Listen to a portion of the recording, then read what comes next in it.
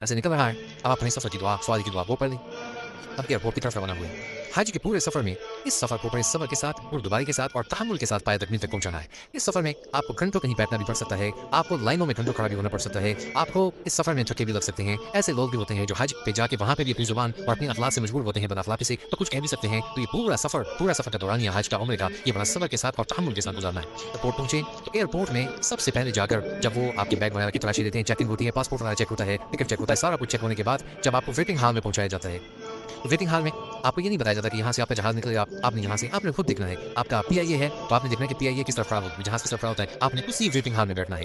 क्योंकि ये हर जहाज के लिए अलग जगह बनी होती है। सऊदी एयरलाइन के लिए अलग होती है। अगर आपका सऊदी एयरलाइन है तो आपने सऊदी एयरलाइन की जो वेटिंग हॉल है वहाँ पे बैठना है। ऐसा ना हो कि आपका सऊदी एयरलाइन है और आप पीआईए वाली वेटिंग हॉल में बैठे हैं और वो आवाज़ें दे रहे हैं, आवाज़ें लगा रहे हैं और आप पीआईए की लाइन में खड़े हो गए। बाज़ लोग नादानी में या पढ़ा लिखा नहीं होता, वो बेचारे गलत लाइन में खड़े हो जाते हैं। तो ये सबसे पहले एयरपोर्ट पर ये देखना है कि मेरा जो जहाज है मुझे कौन सा एयरलाइन दिया है, वो पहले ही पता चल जाता है। जो आपको टिकट वाला दिया जाता है उसमें मालूम होता है। और इस साल 2026 में एक और भी मैंने पढ़ा है कि हाजी कैंप में पासपोर्ट के ऊपर एक स्टिकर सा लगाया जाता है। उसमें बहुत अहम मालूमात लिखी होती हैं। कोई उसको मामूली ना समझे कि एक स्टिकर लगा दिया, इसके मेरे मतलब का नंबर है, बिल्डिंग का नंबर है, वो आखिर तक वो पासपोर्ट के ऊपर उसी को देखा जाता है और कई जगह पे देखा जाता है। और बहुत तो जैसे ही वहाँ पहुंचे अपने जहाज का पता किया कि आपको पता होगा कि मेरा जो जहाज है प्रवास वो 10 बजे करेगा। आप बहुत पहले पहुंच गए तो आप 9 बजे अपनी तैयारी शुरू कर लें। 9 बजे जाके वहाँ पे वजू कर लें। वहाँ पे एयरपोर्ट में वजू की जगह भी बनी होती है और वहाँ पे एहराम बांधने के लिए भी रूम मौजूद होते हैं।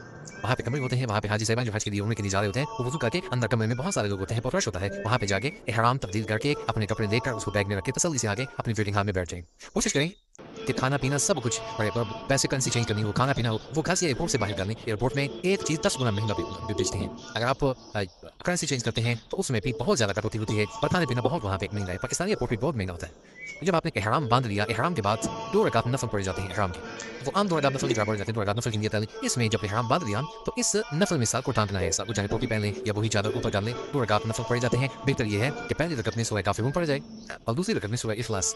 जब 2 रकात नफल पढ़ लिए, दुआ कर लिया, अब आराम से वेटिंग हॉल में बैठना है। ना उम्र की नियत करनी है, ना तलबिया पढ़ना है। क्योंकि बाज़ ऐसे होता है कि लोग नियत कर लेते हैं, जब तलबिया आपने नियत करके तलबिया पढ़ लिया तो अब इहराम की जितनी पाबंदियां हैं वो शुरू हो गई। इसीलिए बाज़ दफ़ा फ्लाइट लेट हो जाती है, कैंसिल हो जाती है, अगले दिन पे चली जाती है। तो अगले दिन तक फिर आपको इहराम में और इहराम की सारी पाबंदियां पर लाज़िम हो जाती है। इसलिए बेहतर ये है जब जहाज प्रवास शुरू कर दे और फिजा में बुलंद हो जाए उस वक्त हम नियत भी कर लेते हैं और तलबिया भी पढ़ लेते हैं। तो उसके बाद फिर चांस कम होता है वापसी का।